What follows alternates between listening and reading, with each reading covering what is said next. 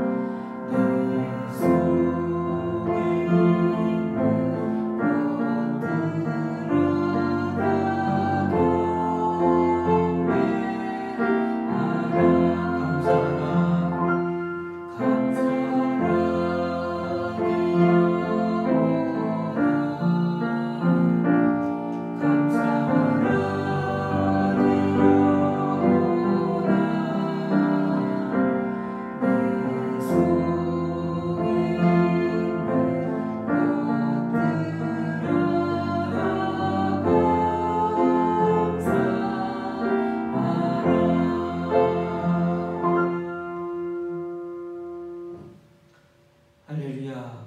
여호와를 경외하며 그의 계명을 크게 즐거워하는 자는 복이 있도다. 그의 후손이 땅에서 강성하며 정직한 자들의 후손에게 복이 있으리로다. 은혜를 베풀며 구워주는 자는 잘되나니 그 일을 정의로 행하리로다. 그는 영원히 흔들리지 아니하며 의인은 영원히 기억되리로다. 다 같이 사도신경으로 주님께 신앙 고백을 올려드리겠습니다.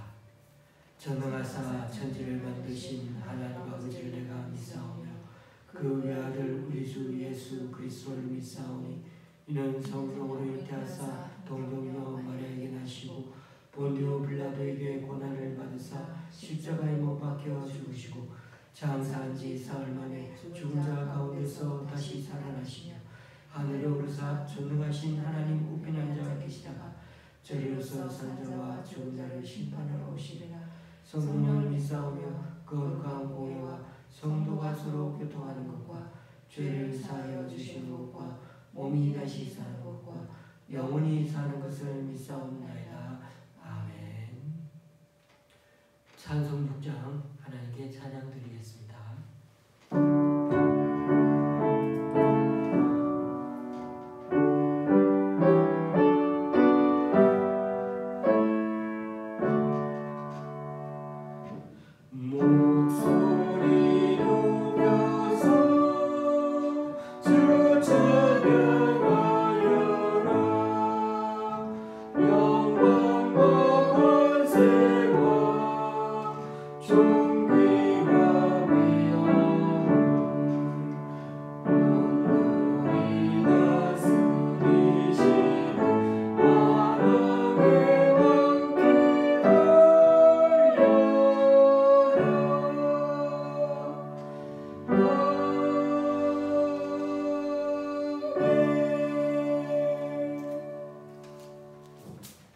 교동문 37번을 다 함께 교독하시겠습니다. 교동문 37번입니다.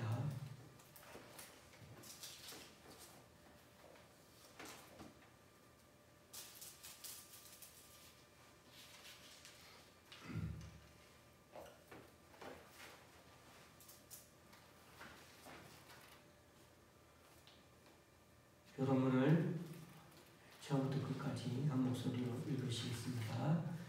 지존자의 은밀한 곳에 거주하며 전능자의 그늘 아래에 사는 자여, 나는 여호와를 향하여 말하기를 그는 나의 피난처요 나의 요새요 내가 의뢰하는 하나님이라 하리니, 이는 그가 너를 새 사냥꾼의 울무에서와 심한 전염병에서 건지실 것이니로다. 그가 너를 그의 깃으로 덮으시리니 내가 그의 날개 아래 피하리로다. 그의 진실함은 방패와 손방패가 되시나니 1000명이 내 왼쪽에서 10,000명이 내 오른쪽에서 엎드러지나 이 재앙이 내게 가까이 하지 못하리로다. 그가 너를 위하여 그의 천사들을 명령하사 내 모든 길에서 너를 지키게 하심이라. 하나님이 이르시되 그가 나를 사랑한즉 내가 그를 건지리라. 그가 내 이름을 안즉 내가 그를 높이리라. 아멘.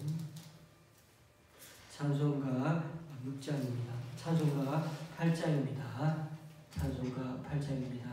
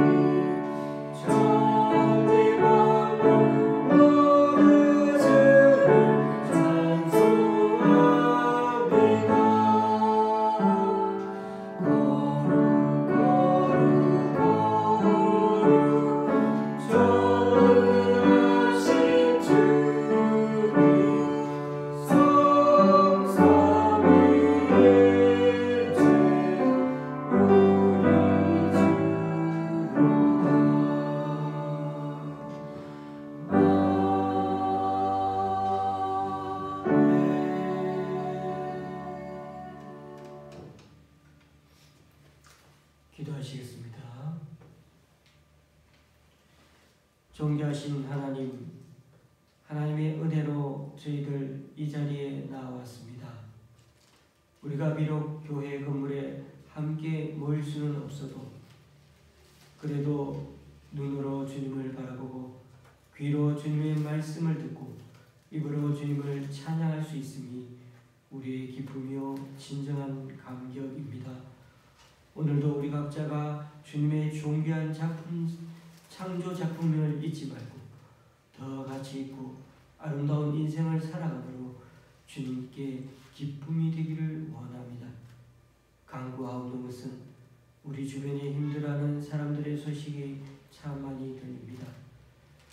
코로나19 사태로 맞이해서 더욱더 경제가 어려워지니 하루하루가 돈줄이 막혀 어찌해야 좋을지 고통스러워하는 이들의 한숨 소리를 들을 때마다 목회자로서 참 답답할 때가 한두 번이 아닙니다. 주님, 이 땅에서 인의를 걱정하며 살아가는 무수히 많은 절대적 빈곤층의 사람들을 긍휼히 여겨 주셔서 동일한 하나님의 창조물인 사람답게 먹고 마시며 살아갈 수 있게 일용할 양식을 허락하여 주옵소서. 우리들 한 목숨 이렇게 살아도 저렇게 살아도 결국 언젠가 주님께로 가는 인생인데, 그날 동안 우리 위에 쌓아가는 물질 재산으로 끝내지 않고 될 수 있는 한 베풀고 나누고 사랑하며 섬기며 살아가는 주님의 선한 사마리아 제자처럼 살다가는 우리들 인생이 되게 하여 주옵소서. 오늘도 자문에 담긴 주님의 말씀을 듣습니다. 지혜의 주님께서 들려주시는 인간다움의 가치에 대해 진정 잘 깨닫고 말씀대로 살아내고자 애쓰는 우리들 한 주간이 되게 하여 주옵소서. 예수님의 이름으로 기도드립니다. 아멘.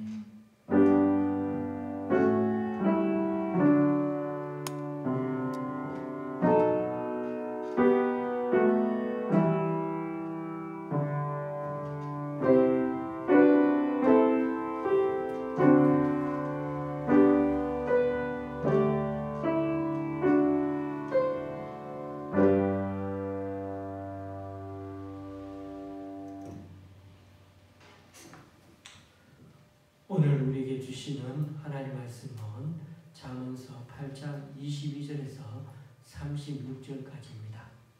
제가 가지고 있는 구약 성경은 918쪽입니다. 잠언서 8장 22절에서 36절까지입니다. 말씀이 긴데 제가 큐티 본문대로 이렇게 하다 보니 그렇게 되었습니다. 8장 22절에서 36절까지 제가 또박또박 봉독하도록 하겠습니다. 여호와께서 그 조화의 시작 곧 태초에 일하시기 전에 나를 가지셨으며 만세전부터 태초부터 땅이 생기기 전부터 내가 세움을 받았나니 아직 바다가 생기지 아니하였고 큰 샘들이 있기 전에 내가 이미 났으며 산이 세워지기 전에 언덕이 생기기 전에 내가 이미 났으니 하나님이 아직 땅도 들도 세상 진토의 근원도 짓지 아니하였을 때라. 그가 하늘을 지으시며 궁창을 해면에 두르실 때에 내가 거기 있었고 그가 위로 구름 하늘을 견고하게 하시며 바다의 샘들을 힘있게 하시며 바다의 한계를 정하여 물이 명령을 거스르지 못하게 하시며 또 땅의 기초를 정하실 때에 내가 그 곁에 있어서 창조자가 되어 날마다 그의 기뻐하신 바가 되었으며 항상 그 앞에서 즐거워하였으며 사람이 거처할 땅에서 즐거워하며 인자들을 기뻐하였느니라. 아들들아 이제 내게 들으라. 내 도를 지키는 자가 복이 있느니라. 훈계를 들어서 지혜를 얻으라. 그것을 버리지 말라. 누구든지 내게 들으며 날마다 내 문 곁에서 기다리며 문설주 옆에서 기다리는 자는 복이 있나니 대저 나를 얻는 자는 생명을 얻고 여호와께 은총을 얻을 것이니라. 그러나 나를 잃는 자는 자기의 영혼을 해하는 자라. 나를 미워하는 자는 사방을 사랑하느니라. 아멘.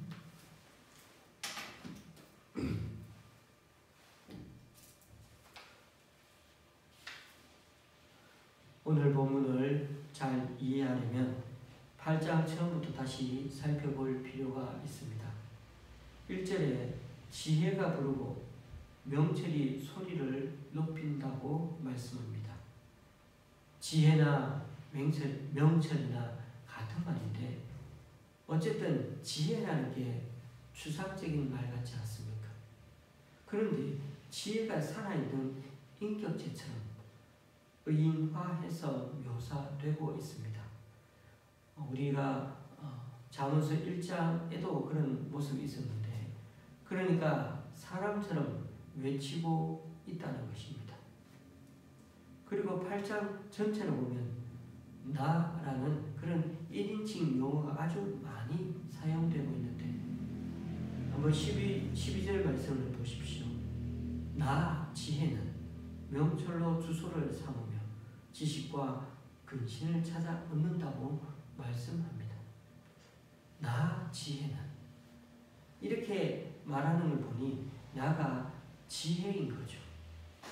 그러니까 8장 전체는 사람이 자기 스스로를 가리켜 나라고 표현하듯이 8장은 지혜가 스스로 말하고 있는 것으로 이해하면 되겠습니다.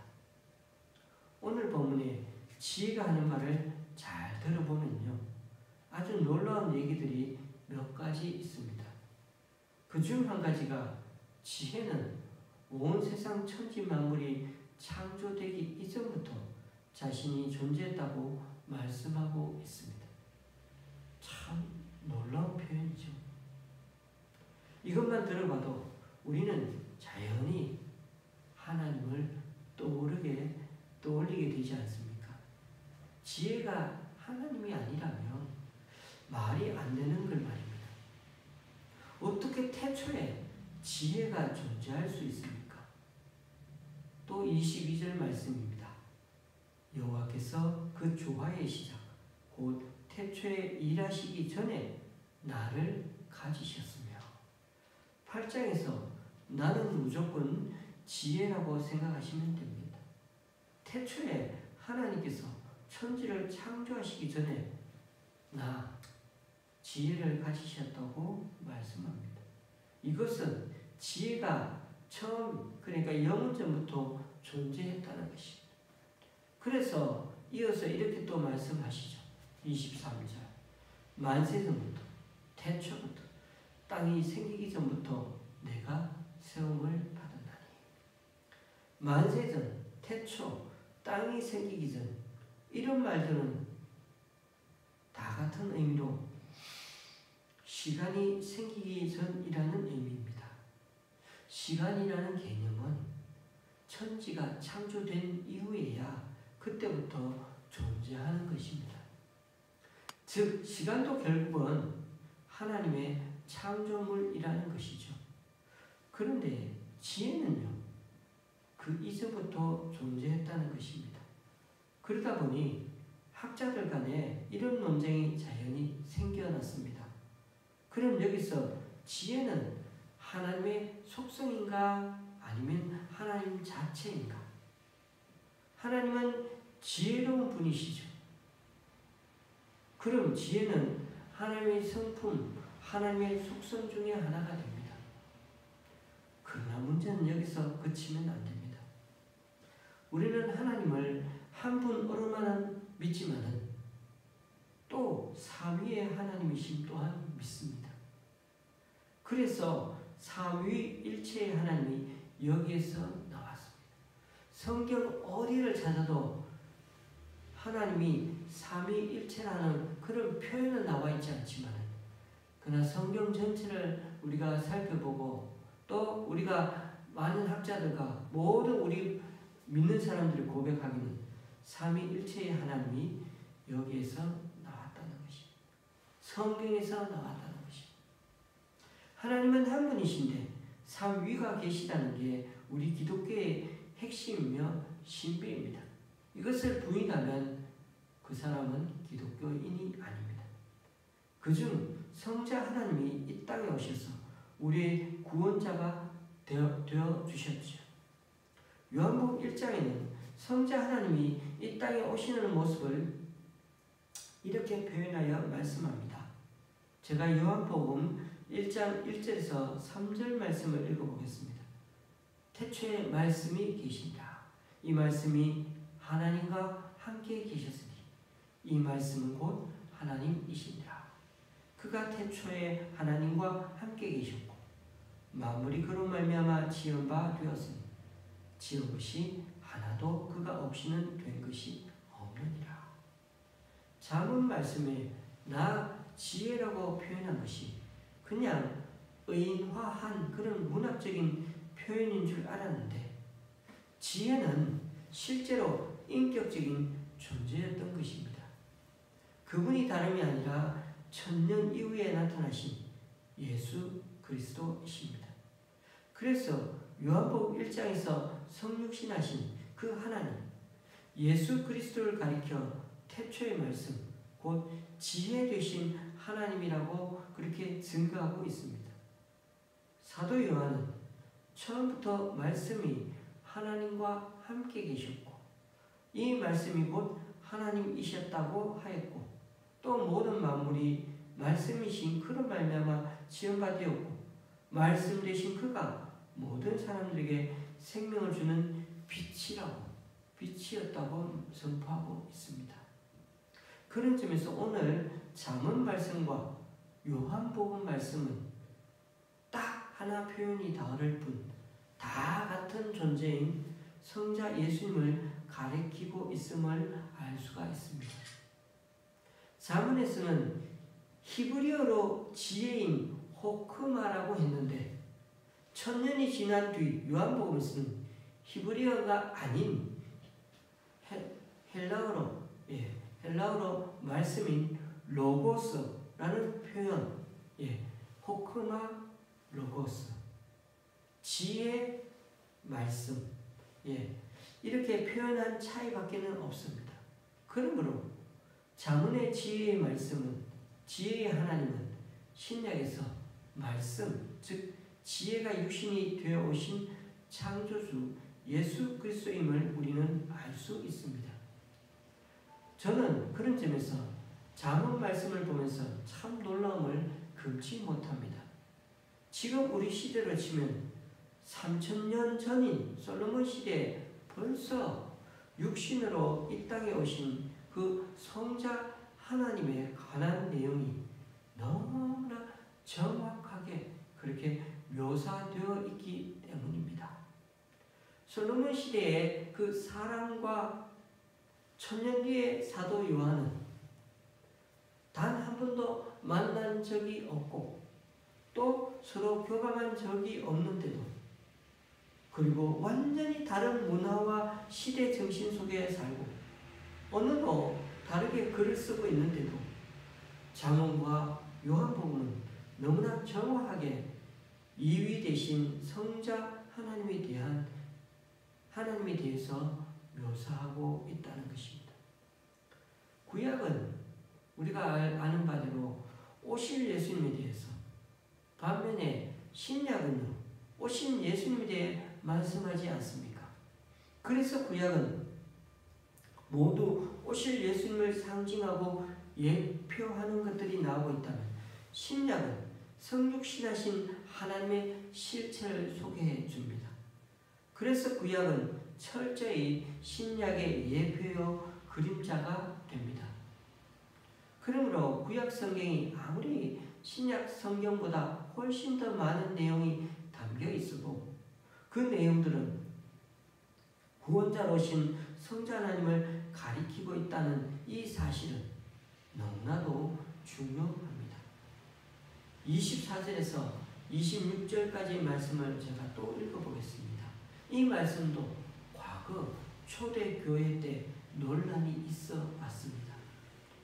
아직 바다가 생기지 아니하였고 큰 샘들이 있기 전에 내가 이미 났으며 산이 세워지기 전에 언덕이 생기기 전에 내가 이미 났으니 하나님이 아직 땅도 들도 세상 진토의 근원도 짓지 아니하셨을 때라. 그러니까 우주를 창조하기 전에 이미 지혜는 존재했다는 말입니다. 이 구절을 근거로 해서 초대교회 때 하나님의 삼위일체 되심을 부인하던 사람들이 나타났는데요. 영원전부터 성자 하나님이 계시기는 하는데 내가 이미 났다고 하니까 제2위 되시는 성자 그리스도는 어쨌든 하나님의 창조물 중에 가장 오래되었다는 것입니다. 22절에서도 하나님께서 지혜를 태중의 아이를 가지듯이 지혜를 가지셨다는 그런 표현이 나옵니다.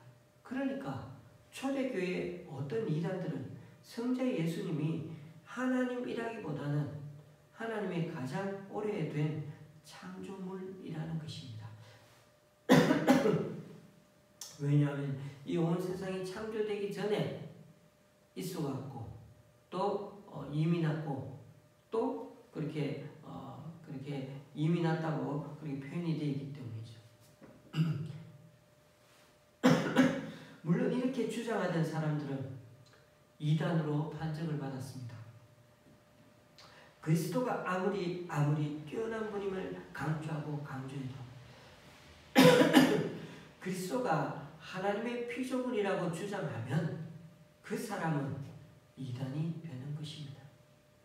그리스도께서 세상의 모든 지식을 다 알고 있고 또 세상에 있는 모든 마술사들이 행한 마술을 다 합한 것을 실제로 행할 능력을 갖고 있다 할지라도, 엄청난 그런 능력이 있다 할지라도 예수 그리스도를 하나님께서 창조하신 분이라고 말하면 그 사람은 이단이며 유대인들이 믿는 그런 하나님과 같은 것입니다. 자기 스스로 그리고 그리스도인이라고 말하면 절대 안 됩니다. 이제 곧 여름이 되면 우리가 가는 곳마다 모기들 천지일 것입니다. 겨울에는 어디 있었는지는 몰라도 딱 여름이 되면 어디서 그렇게 다 나타났는지, 그렇게 수많은 모기들이, 심지어 세상 전부에 있는 모기들 가운데 가장 똑똑한 그런 뛰어난 모기가 있다고 칩시다. 그 모기가 사람처럼 할 수 있는 게 많고 제 아무리 똑똑하다 해도 그 모기는 결코 사람처럼 될 수가 없으며, 그리고 한여름이 다가기 전에 죽게 되는 정말 하루살이 모기에 지나지 않을 뿐인 것입니다. 그처럼 누군가가 오늘 잠언 말씀을 잘못 이해해서 그리스도야말로 하나님의 가장 뛰어난 피조물입니다 라고 말하는 것은 그 누구보다 하나님을 모독하는 것임을 알아야 합니다. 그렇기 때문에 하나님은 삼위일체이시라는 그 진리를 우리는 결코 물러서면 안 되는 것입니다. 그런 점에서 오늘 본문 말씀에 나오는 지혜는 사람이 고안해낸 것이 아니라 본래 하나님의 것입니다. 그러니 지혜가 무엇인지는 사람이 결정할 수 없고 하나님께 배워야 합니다. 지혜를 하나님께 받으려 하지 않고 사람이 규정하면 그 지혜 때문에 큰 해를 입을 것입니다. 첫 인류였던 아담과 하와가 하나님 없이 스스로 지혜로울 수 있다는 생각으로 금지된 열매를 따먹고 나서는 세상이 결국 타락의 길로 들어선 것을 기억해 보십시오. 사람들이 지어낸 그 가짜 지혜의 끝은 결국 문제를 야기할 뿐입니다. 하나님께 겸손하게 묻고 또 하나님의 지혜를 따르는 것이야말로 참된 지혜자의 삶입니다. 이처럼 지혜가 영원전부터 존재했다고 말씀드렸는데 거기서 한 걸음 더 나아가 만물은 하나님의 지혜로 창조되었고 하나님도 그것을 보시며 기뻐하셨다는 것입니다. 특히 사람을 이 세상에 만드시기 전에 사람이 살아갈 땅부터 먼저 조성하고 만드신 것은 아름다운 창조작품을 빚으신 것이고 또 탁월한 지혜의 결과였던 것입니다. 그만큼 그 지혜가 하나님의 지혜가 특출났던 것입니다. 비록 현재 우리가 사는 세상이 예전과 다르게 여러 부분이 파괴, 오염되고 왜곡되었지만 하나님이 지으신 이 세계와 세상 사람의 모습 속에 여전히 하나님의 지혜를 충분히 담고 있고 또 그 하나님의 솜씨를 드러내고 있습니다. 27절에서 31절까지 말씀을 보면 솔로몬은 하나님께서 지혜를 통하여 세상을 창조하신 놀라운 일을 설명해 주고 있습니다. 지혜는 하나님께서 세상을 창조하실 때 하나님 곁에서 창조사에게 함께 참여했습니다. 하나님께서 하늘을 만드시고 궁창으로 바다의 수면을 두르실 때도 거기 함께 있었습니다. 하나님께서는 지혜로 궁창 위의 물과 궁창 아래의 물을 구분하셨고, 그래서 궁창 위의 물을 구름 하나, 또 궁창 아래의 물을 바다의 샘을 그렇게 구분하고 바다의 한계를 정하여 그 한계를 넘지 않도록 못하도록 육지와 바다를 구분하셨고 땅의 기초를 정하셨던 것입니다. 그래서 문헌에 찾아보면은 고대의 히브리 사람들은 지구와 우주에 대해 생각하기를 사람들과 동물들이 살고 있는 곳이 땅이고 그 땅을 둘러싸고 있는 것이 바다라고 생각했습니다. 그래서 땅이 바다에 빠지지 않도록 땅의 기둥들이 바다 밑으로 확 뿌리를 내리고 있다고 생각했습니다. 그리고 아주 높은 산들은 무너지지 않도록 하나님께서 기둥과 같은 역할을 하고 있어서 하늘이 사람들 눈에 그렇게 가까이 보인다고 생각했습니다. 해와 달과 별들은요, 해와 달과 별들이 눈에 보이죠. 또 새들도 막 날아다니죠. 그런 것들이 눈으로 보이는 곳이 바로 첫째 하늘이라고 불렀습니다. 그리고 하늘의 별들이 떠 있을 수 있도록 거대한 금속판이 있어서 거기에다가 별들을 매달려 놓고 그 별들이 달린 위에 물이 가득 차 있는 것을 둘째 하늘이라 부르기도 하고 또 궁창이라고 부르기도 했습니다. 그리고 그것을 넘어서서 하나님이 계신 곳을 셋째 하늘이라고 불렀던 것입니다. 그리고 바다 깊은곳은 높은 바다가 치도록 하는 그런 솟구치는 샘물이 있는데 하나님께서는 그것이 너무 마음대로 하지 못하도록 통제를 하고 계신다고 믿었습니다. 그래서 바닷물이 땅 위로 넘쳐서 솟구치지 못하도록 바닷물이 일정 범위를 넘어오지 못하게 늘 경계를 정해 놓았다는 것입니다. 이처럼 하나님의 창조사에게 지혜는 하나님 곁에서 창조자가 되어 그 사에게 아주 깊이 참여했다는 것입니다.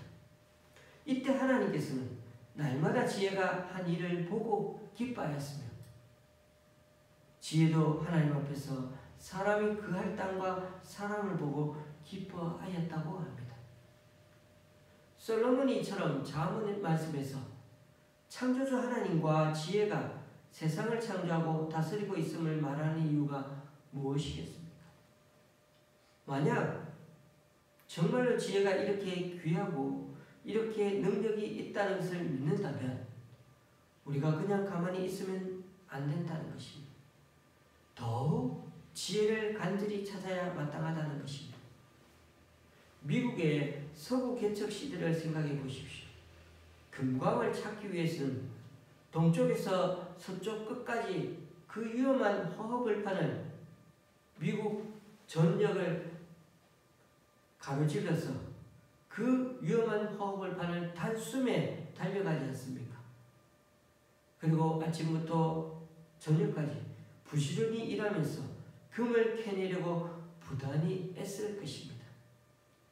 그렇다면 창조 때 함께한 이 지혜를 얻기 위해서라면 더더욱 그러해야 하지 않겠느냐고 강조하고 있는 것입니다. 그러므로 사랑하는 교우님들, 잠언에서 말하는 하나님을 경외하는 지혜는 다름이 아니라 창조주 하나님을 의지하는 믿음인 것입니다. 즉 우리가 믿는 전능하신 하나님은 우리를 부족함이 없게 이끄시는 창조주여 우리들의 진정한 주인이심을 아는 것입니다. 이 사실을 깊이 깨닫고 살아가는 것이야말로 이 땅에서의 진정한 평안을 누릴 수 있는 지혜라고 말씀하고 있는 것입니다. 8장 32절부터 마지막까지는 8장 전체의 결론을 전해줍니다. 32절 말씀. 아들들아 이제 들으라. 이제 내게 들으라. 내 도를 지키는 자가 복이 있느니라. 아들들아 이제 내게 들으라 라고 번역이 되어 있지만 히브리어 성경에는 이제 아들들아 라고 그렇게 말씀이 시작됩니다. 여기서 이제라는 말은 어떤 의미를 담고 있습니까?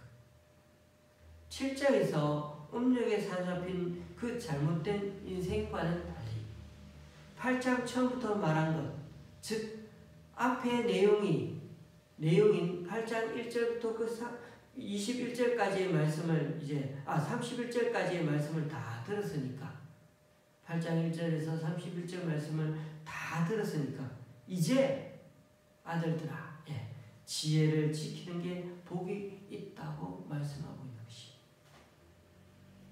8장 앞부분에는 이런 내용이 있습니다. 지혜가 사람들을 공개적으로 초청합니다.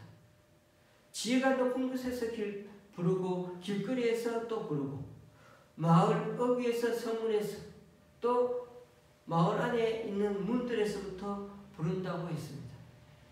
또한 지혜가 얼마나 가치가 있는지에 대해 말씀해 줍니다.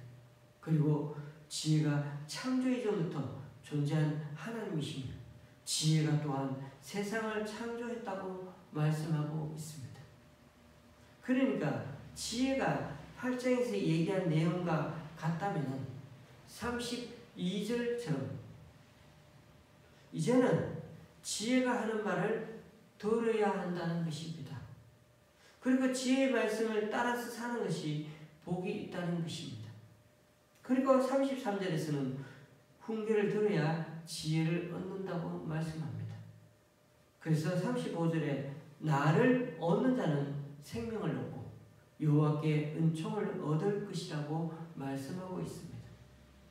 지혜를 얻는 것이 생명을 얻는 것이 되는 것은 지혜가 영원한 생명의 말씀이기 때문입니다.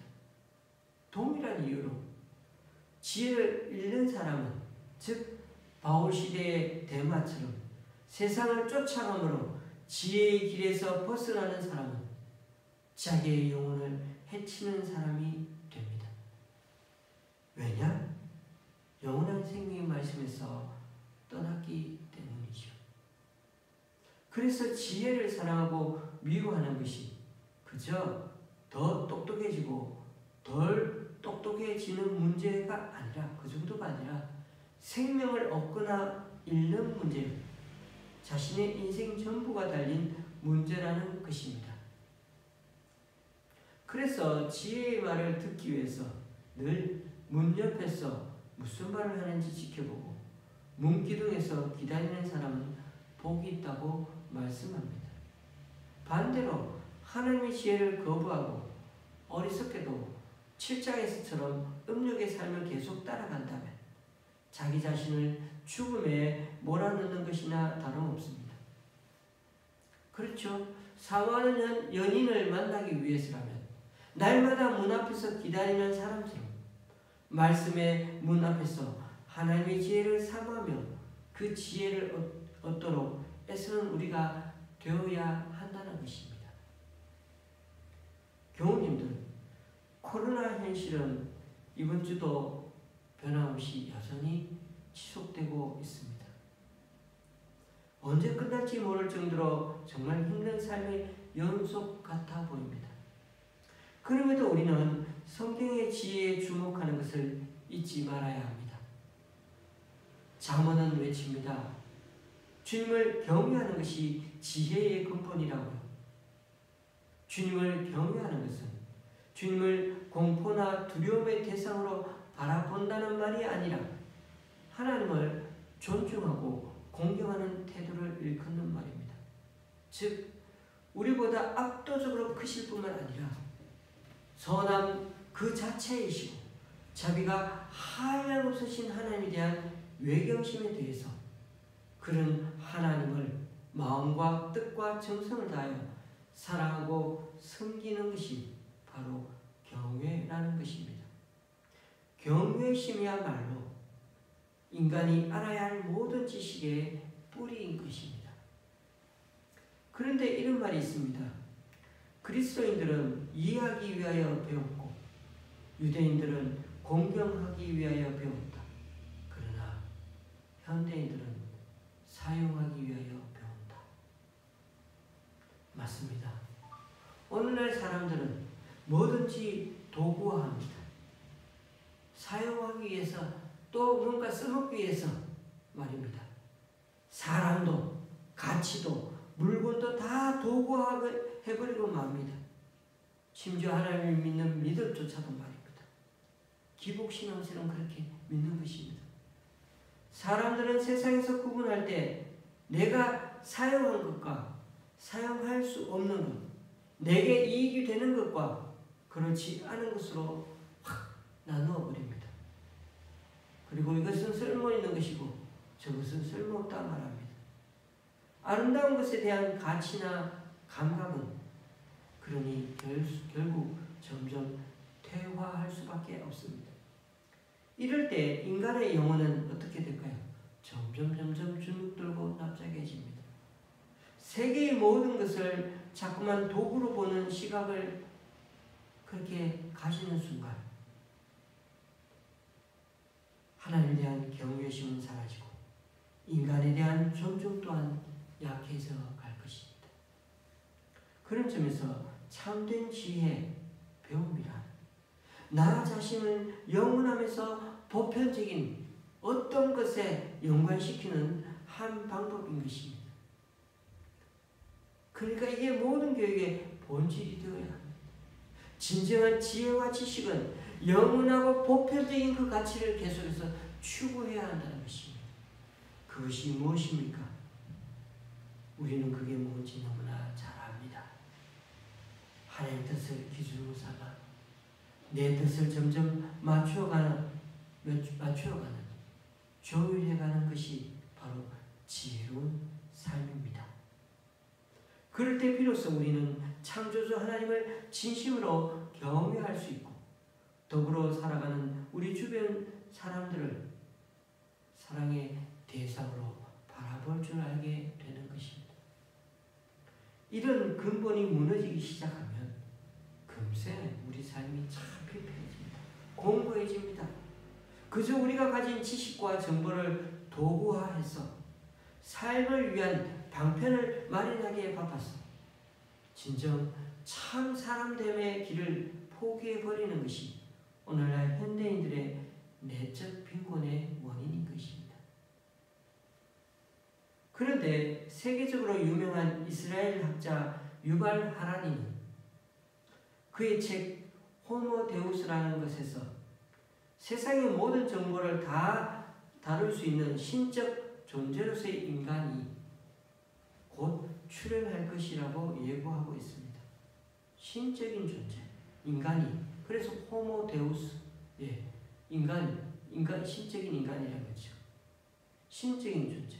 얼마나 멋있는 최신 인류 종족 같지 않습니까? 신적인 존재라면 그런 친인류 종족이라면 얼마나 좋습니까? 하지만 그것은 우리 인류의 미래에 아름다운 유토피아를 가져다 주는 게 아닐지도 모릅니다. 오히려 인간다움의 종말을 가져다 줄 수도 있을 것입니다. 결국 그 길은 4차 산업혁명이나 또 인공지능 같은 그런 방향으로 아마 진행되는 것일 텐데 그런 분야를 잘 이해하고 알아들 수 있는 사람은 아마 이 세상에 많지 않습니다. 그러다 보니 세상은 분명 우리가 알지 못하는 방향으로 따라잡을 수 없는 속도로 변화하고 있고 또 변화하게 될 것입니다. 그러다 보면 아주 소수의 사람들만이 그 속도를 따라갈 수 있을 것이고 그와 관련된 소수의 권력은 더욱 커지게 될 것입니다. 그리고 부의 이동도 대부분 아주 소수의 사람들에게 점점 귀속될 것입니다. 그들은 못할 일이 없는 신적인 존재로 추앙받게 될 것입니다. 그러나 이렇게 소수의 사람에게 집중된 권력은 반드시 타락하게 되어 있습니다. 고대의 황제의 권력이 그러하지 않았습니까?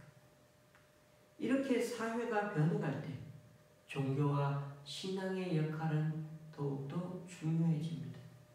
종교는 역사가 가는 방향으로 나아가도록 선도하고 길을 밝히는 역할을 해야 합니다. 사람들에게 참된 삶이 무엇인지 일깨워 주어야 합니다. 이런 호모데우스 같은 신적인 존재들이 등장하는 게 이 세계에 많은 유익을 가져다 주면서도 때로는 또 다른 위험과 위기를 가져다 주는 것 또한 사실이 될 것입니다. 산길을 걷다 보면 자칫 방향 감각을 상실할 수가 있습니다. 분명히 내가 앞으로 가고 있다고 생각했는데도 실제로는 같은 자리를 계속 빙빙 돌 수가 있습니다. 그런 점에서 지금 우리가 사는 현재의 삶이 때로는 오리무중일 수 있습니다. 옳고 그름이 분명하지 않고 중요한 것과 덜 중요한 것의 분별도 쉽지 않아 보입니다. 역사가 지금 더 진보해 간 것 같고 문명기술이 참 이토록 짧은 시간에 혁신적으로 급변해 가고 있는데도 불구하고 그런데 사람의 삶의 질은 별반 나아진 것 같지 않습니다. 병도 점점 줄어들고 사는 그 수명도 늘어나고 있는데 어떻게 우리의 삶의 질은 점점 떨어지는 것 같고 인간다운 삶에서 멀어지고 인간 스스로를 소외시켜가는 모습들을 발견하게 되고 있지 않습니까? 그래서 더 이전보다도 자살률은 넘쳐나고 또 많아지고 있습니다. 이런 혼란스러운 상황에서 정말 우리가 벗어나려면 결국은 좋은 지도와 그리고 길을 잘 안내할 줄 아는 안내자가 필요합니다. 지금 우리가 하나님의 말씀을 꼭 붙들어야 하는 이유가 여기에 바로 있습니다. 수영할 때 가끔 고개를 들어 숨을 쉬어야 하는 것처럼 가끔은 일상에서 고개를 들어야 우리가 갈 길이 보입니다. 삶의 지혜는 어디에나 있습니다. 특별한 사람만이 누릴 수 있는 특권이 아닙니다.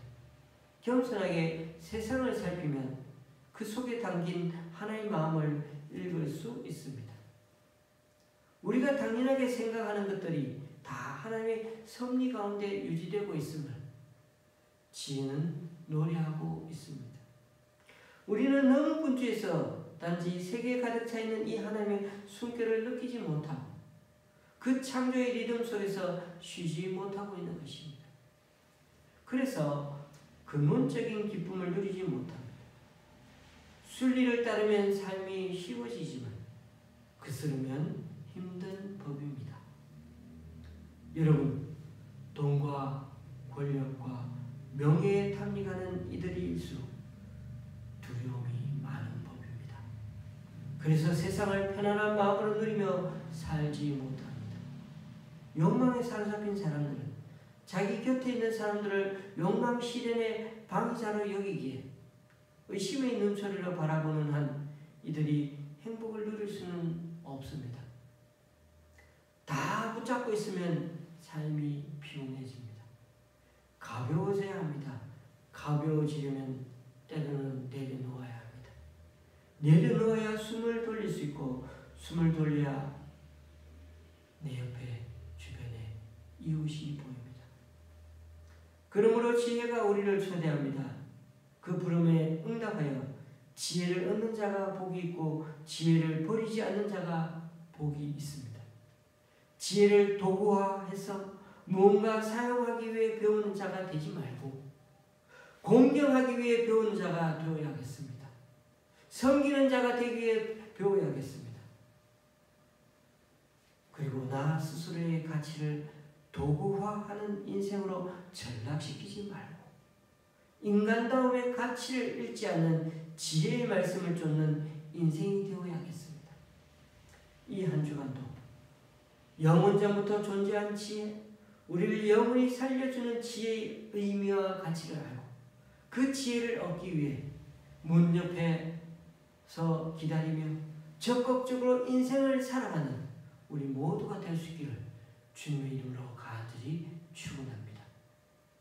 기도하시겠습니다. 참 좋으신 우리 하나님, 오늘 잠언 말씀을 통해 지혜가 창조전부터 계셨고 또 하나님께서 세상을 창조하실 때 하나님 곁에서 창조사에게 함께 참여했으며 하나님께서 하늘을 만드시고 궁창으로 바다의 수면을 두르실 때도 거기 함께 있었음을 알게 되었습니다. 그리고 사람을 만드시기 전에 사람이 살아갈 땅부터 먼저 조성하신 것도 하나님의 지혜였음을 알게 되었습니다. 그리고 그 지혜가 신약에 와서 말씀이 육신이 되어 오신 성자 하나님이심을 우리는 똑똑히 알게 되었습니다. 그리고 이후 지금까지도 이 땅에 존재하는 모든 만물과 사람을 통해서도 여전히 하나님의 지혜를 충분히 담고 있음 또한 알게 되었습니다. 그러므로 지혜를 얻는 것이 이 세상에서 그저 조금 더 똑똑해지거나 덜 똑똑해지는 것이 아니라 생명을 얻거나 잃는 문제요, 우리 자신의 인생 전부가 달린 문제임을 잊지 않은 우리 되기 원합니다. 하나님을 경외하는 것이야말로 지혜의 근본임에도 여전히 오늘날 우리들은 삶의 도구 방편으로 사용하기 위해 지식과 지혜를 배우는 일이 많습니다.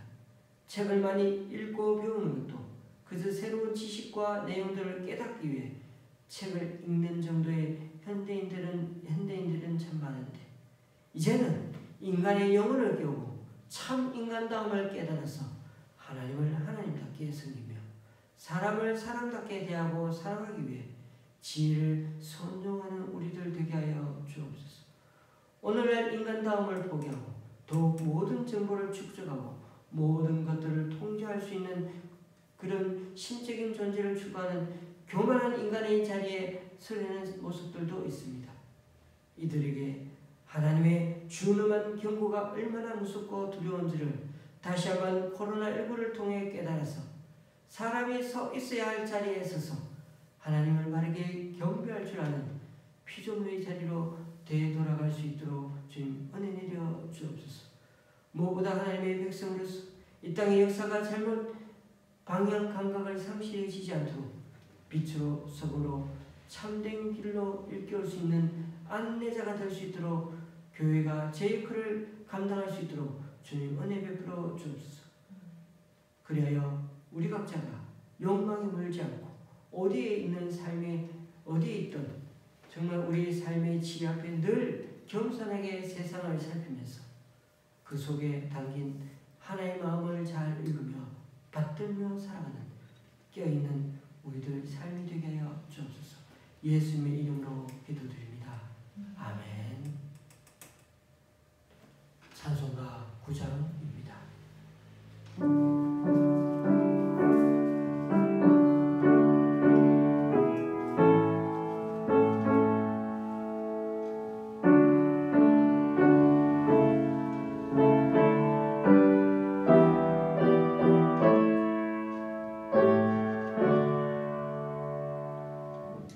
하늘에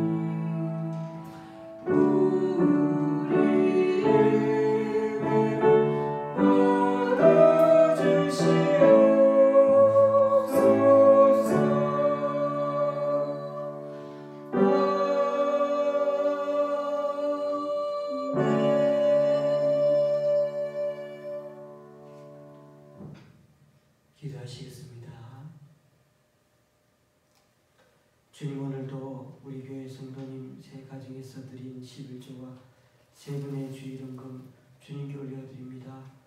또한 강동구 교회와 기관에서 드린 귀한 헌금을 주님께 올려드립니다. 이분들의 헌신과 섬김 귀하게 받아주셔서 이분들을 통해 하나님 나라가 더욱 확장되게 하여 주옵소서. 또한 오늘 이 시간 우리 각자 여러 모양으로 드리는 헌금들 기뻐 받아주시고 쓰이는 곳마다 귀한 결실 맺을 수 있도록 하나님의 크신 은총으로 덧입혀 주옵소서.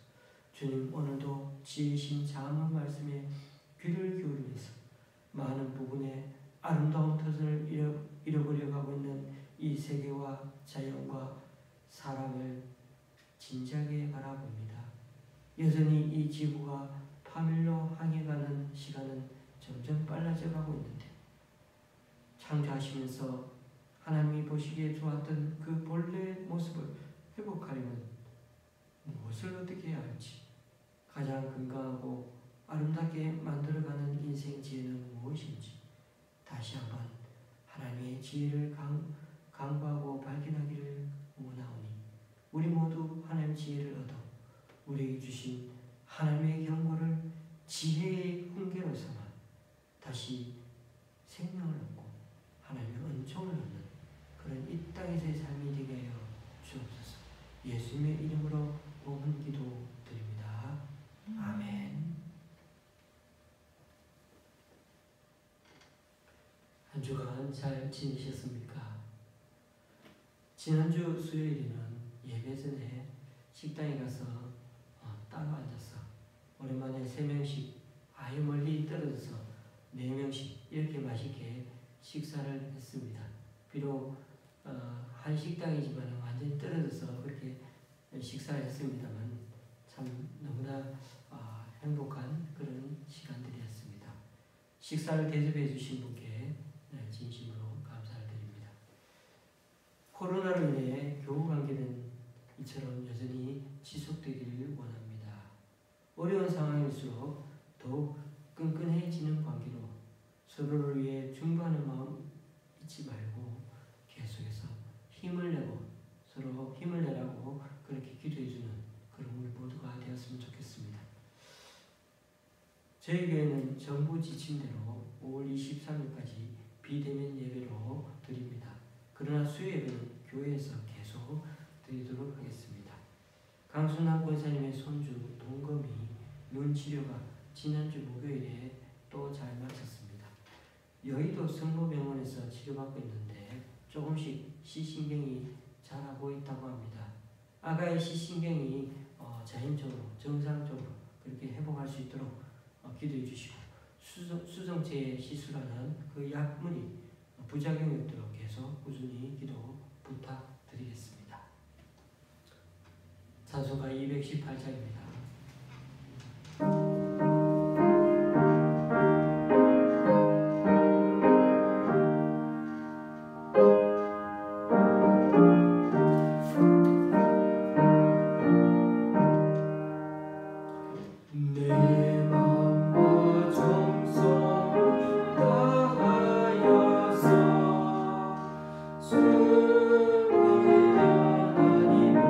사랑하며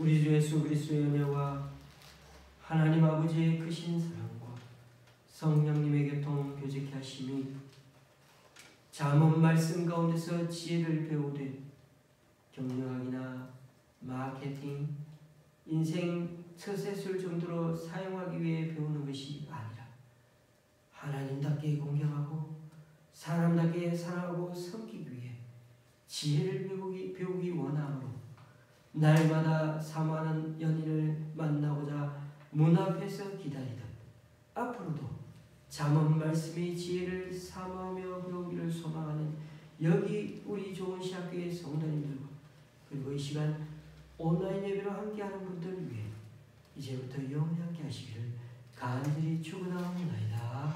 아멘.